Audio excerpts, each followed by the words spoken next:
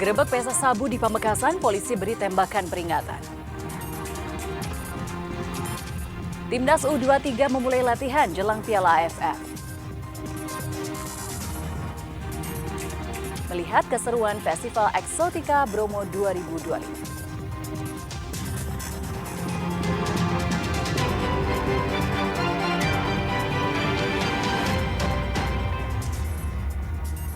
Halo saudara, apa kabar Anda hari ini? Kompas Jatim kembali hadir ke hadapan Anda. Selain 3 informasi utama tadi, tim redaksi kami telah menyiapkan sejumlah informasi penting dan inspiratif lainnya untuk Anda. Bersama saya, Virgianti Kusuma, kita jelang Kompas Jatim di Kompas TV, independen terpercaya.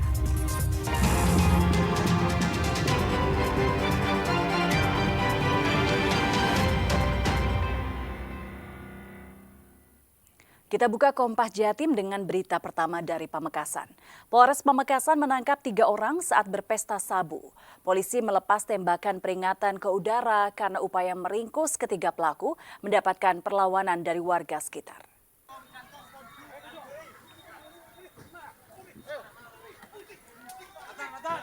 Inilah detik-detik saat polisi menggerebek lokasi 3 orang berpesta narkoba jenis sabu di Desa Penangguan, Kecamatan Propo, Kabupaten Pamekasan. Satreskrim Narkoba Polres Pamekasan terpaksa melepaskan tembakan peringatan ke udara karena warga berupaya menghalangi proses penangkapan para pelaku. Bahkan warga juga melempari batu polisi dan membuat mobil polisi rusak. Penangkapan ini dilakukan berdasarkan pengaduan dari masyarakat. Dari pengembangan kasus, polisi menangkap 17 pelaku penyalahgunaan narkoba dari sejumlah lokasi berbeda. Polisi juga menyita alat hisap dan sabu dalam kemasan plastik klip kecil.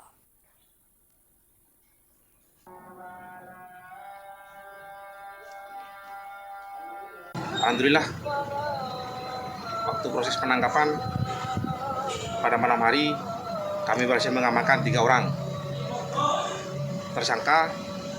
Kemudian setelah kami amankan, BB juga diamankan. Kami sempat ada perlawanan, tapi alhamdulillah dari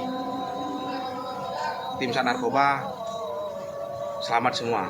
Hanya mobil aja dilempari batu. Itu yang perlawan dari siapa? Warga atau siapa? Dari warga sekitar. Warga sekitar. Saudara Badan Narkotika Nasional BNN Provinsi Jawa Timur menggeledah sebuah rumah di Kecamatan Dau, Kabupaten Malang. Penggeledahan ini adalah upaya lanjutan mencari barang bukti setelah BNN menetapkan seorang tersangka pengedar 6,1 kg ganja.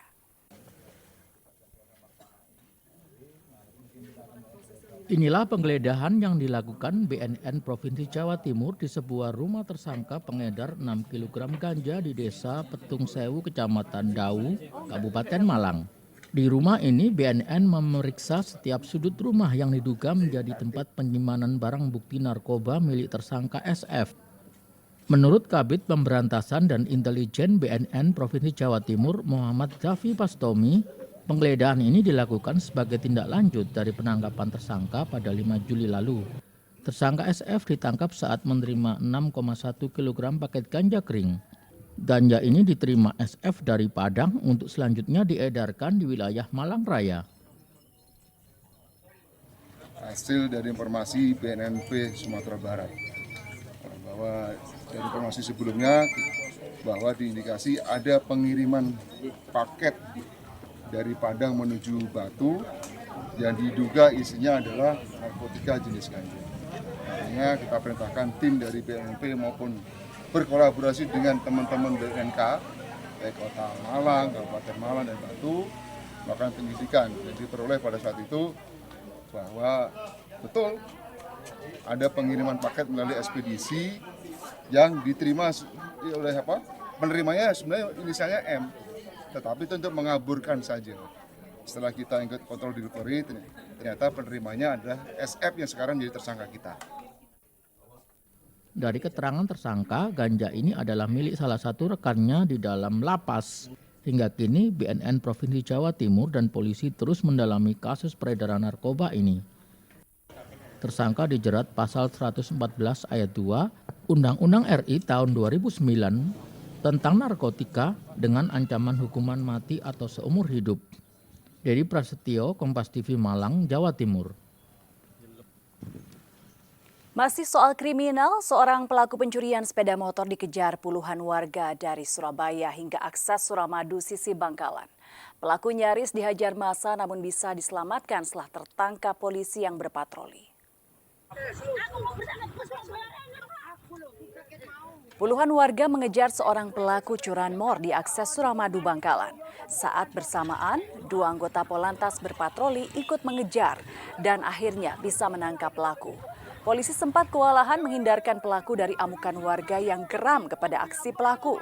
Polisi selanjutnya membawa pelaku ke Mapolres Bangkalan dan barang bukti sepeda motor Matic hasil kejahatan. Setelah melakukan penyelidikan, Satreskrim Polres Bangkalan menyerahkan pelaku dan barang bukti sepeda motor korban ke Polsek Kenjeran, Surabaya untuk menjalani proses hukum lanjutan karena TKP aksi curanmor ini ada di wilayah Surabaya.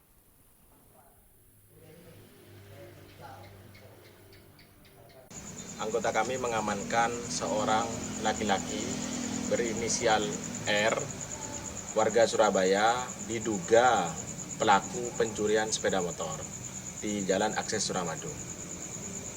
Ditangkapnya gimana ini? Jadi ada laporan dari masyarakat yang datang ke pos Sendeng bahwa ada pencurian sepeda motor. Jadi anggota mengejar kendaraan tersebut bersama warga terus diamankan. Sekarang prosesnya dilimpahkan ke reskrim atau gimana? Untuk terduga kami serahkan ke reskrim berikut dengan kendaraannya.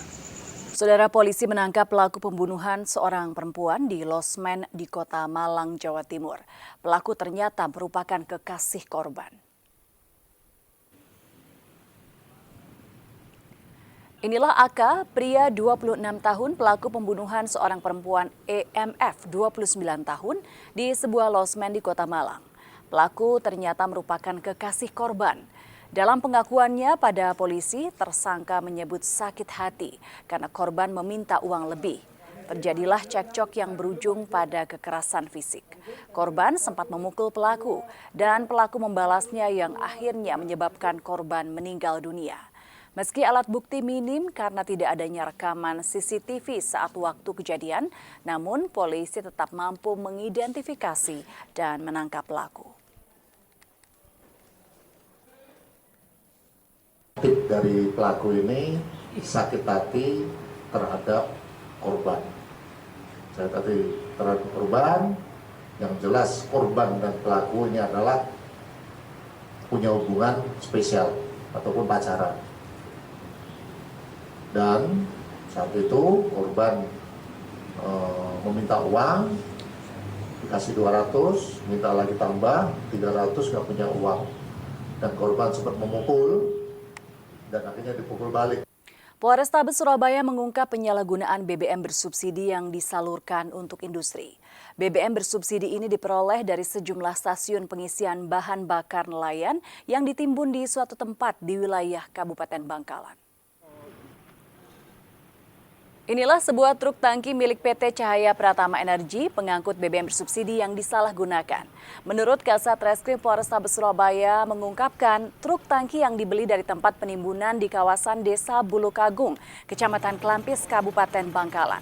Dari lokasi penimbunan ini, petugas memperoleh BBM bersubsidi dari sejumlah stasiun pengisian bahan bakar nelayan di wilayah Kabupaten Bangkalan. BBM bersubsidi ini disalahgunakan, dijual untuk kepentingan industri. Polisi menetapkan 4 tersangka yang 2 diantaranya adalah komisaris dan direktur PT CPE.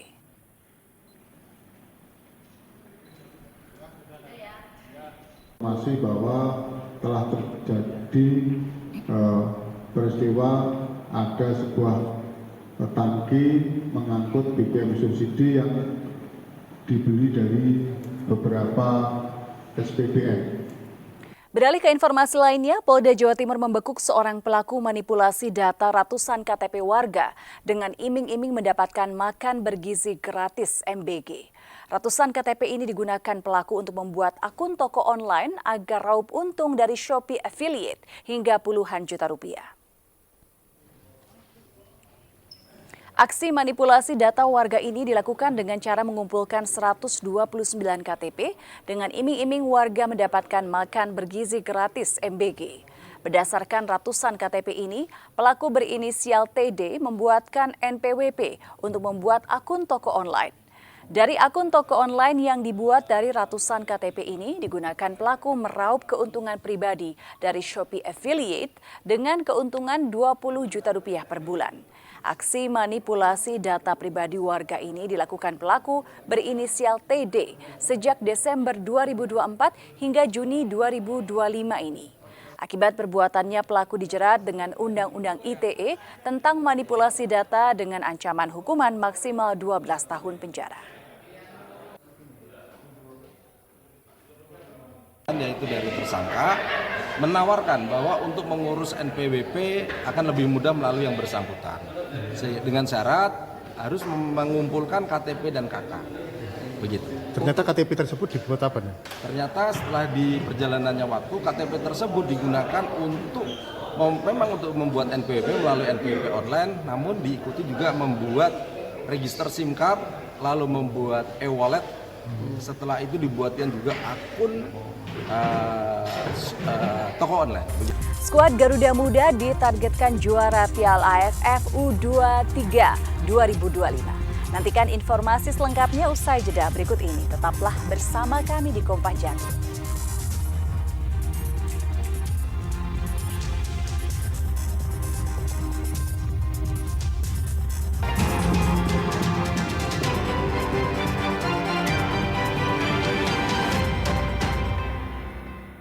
Skuad Garuda Muda optimistis bisa memenuhi target PSSI menjadi juara Piala AFF U23 2025 dengan menggelar pemusatan latihan.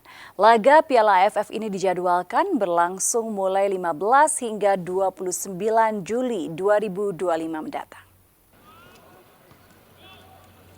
Timnas U23 menggelar pemusatan latihan dalam rangka mempersiapkan tim menjelang Piala AFF 2025. 28 pemain yang dipanggil dalam latihan ini berlatih intensif di lapangan Madia Jakarta. Pelatih Timnas U23 Gerald Vandenberg bilang pemainnya memiliki karakteristik berbeda dengan kualitas cukup baik. Mereka terus dilatih meningkatkan kemampuan fisik, teknik, dan strategi. Dengan skuad yang dimiliki Vandenberg, percaya timnya mampu menunaikan target dari PSSI menjuarai turnamen ini. But I play a lot of games before, but if you lose, you're out. So you have to win every game. And against, no, I don't care about who we play. If you lose, you can be out. So the focus had to be there. And everybody will speak, but I don't care because I had to prepare my own team. Karena Piala AFF bukan agenda FIFA, Timnas U23 tinggalkan sebagian nama pemain diaspora termasuk Welber Jardim. Pelatih Timnas U23 pilih sejumlah pemain dari kompetisi domestik perkuat skuad Garuda. Timnas U23 memanggil 28 nama untuk persiapan Piala AFF U23. Manajer Timnas U23 Ahmed Zaki Iskandar menyatakan nama-nama pemain ini merupakan hasil pantauan pelatih Gerald Vandenberg. Mayoritas merupakan pemain dari kompetisi domestik yang memiliki menit bermain cukup banyak. Di antaranya Muhammad Ferrari, Kakang Rudianto hingga Arkan Fikri.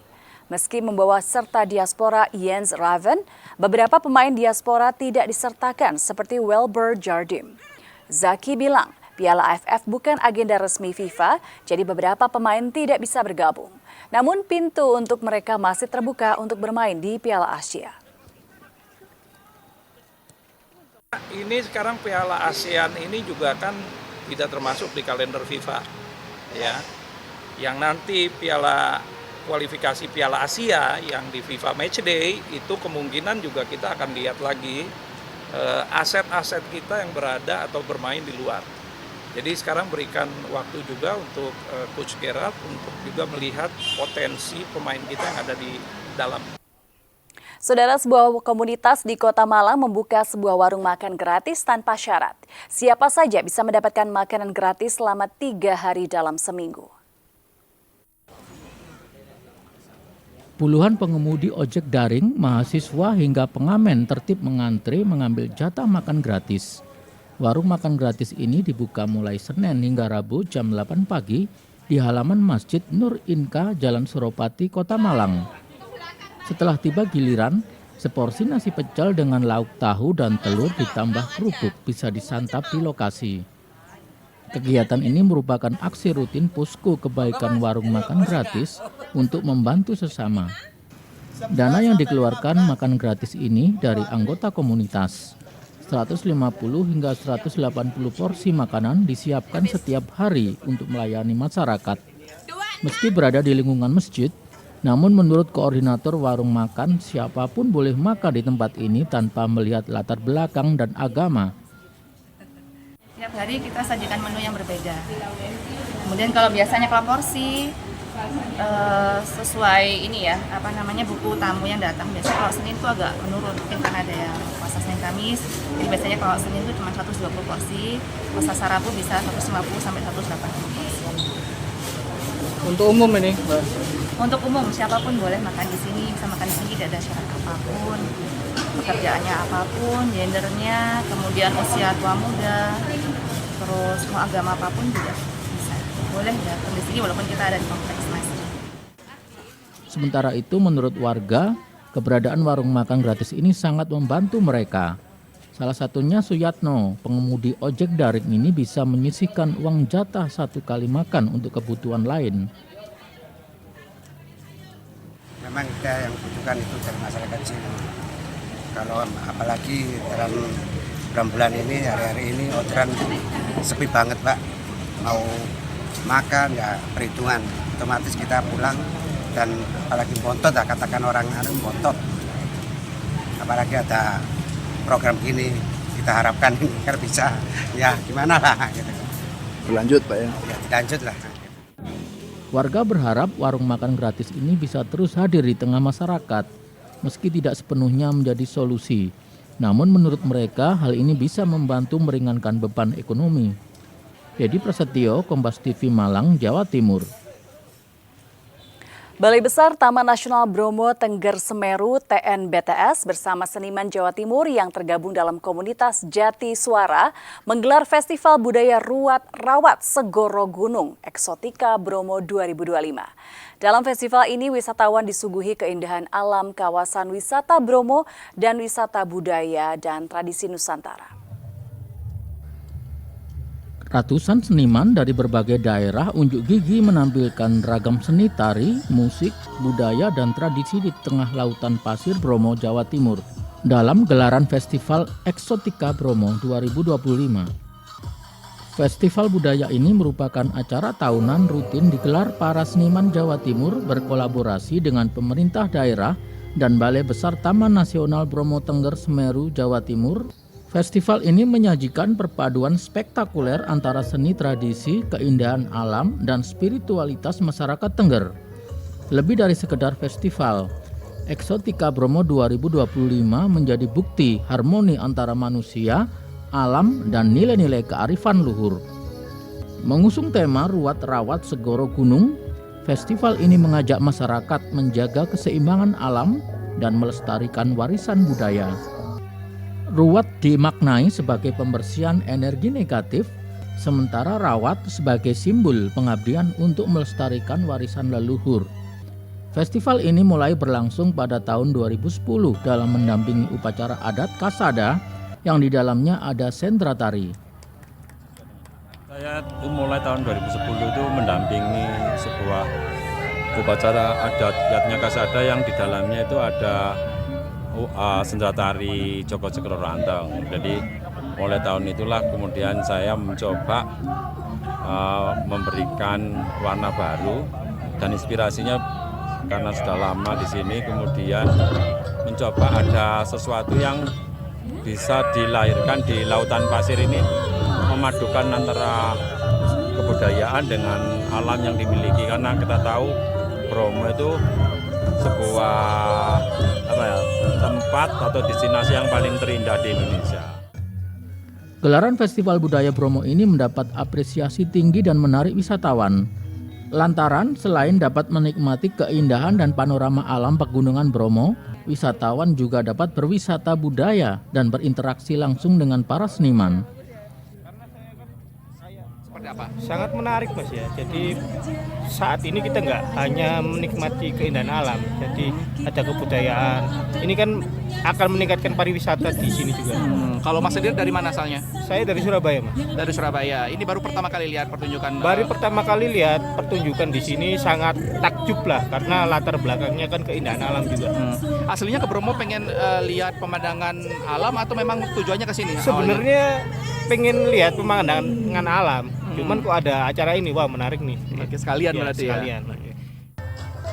Ada 40 kelompok sanggar dengan 600 peserta terlibat menyemarakkan festival ini dengan menampilkan 25 tarian. Festival ini berlangsung setahun sekali dan telah masuk dalam agenda Karisma Event Nasional atau KEN yang ditetapkan oleh Kementerian Pariwisata dan Ekonomi Kreatif Republik Indonesia. Alfian Rahman, Kompas TV, Probolinggo, Jawa Timur. Kelezatan waffle berbentuk sandal mozzarella akan kami hadirkan usai jeda berikut. Tetaplah bersama kami di Kompas Jatim.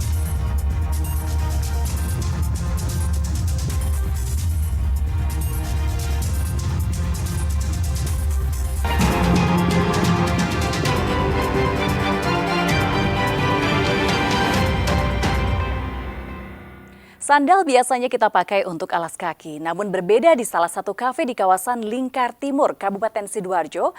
Di kafe ini ada waffle berbentuk sandal yang sangat diminati. Dan informasi ini sekaligus menutup jumpa kita di Kompas Jatim hari ini. Jangan lupa saudara untuk menyaksikan live streaming kami di kompas.tv dan channel YouTube Kompas TV Jawa Timur. Kompas TV independen terpercaya. Saya Virgianti Kusuma, sampai jumpa. Sebuah kafe di kawasan Lingkar Timur, Kabupaten Sidoarjo ramai dikunjungi penikmat makanan. Mayoritas konsumen yang datang ini untuk membeli sandal. Bukan sembarang sandal, yang biasanya digunakan untuk alas kaki. Sandal yang satu ini bisa dimakan dan memiliki beragam rasa dan hiasan hingga enak untuk dinikmati. Ya, ini adalah waffle mozzarella. Waffle yang berbentuk sandal dengan isian keju mozzarella dengan pilihan rasa original atau coklat yang bisa dipilih oleh para konsumen. Proses pembuatannya pun tak berbeda dengan resep waffle pada umumnya.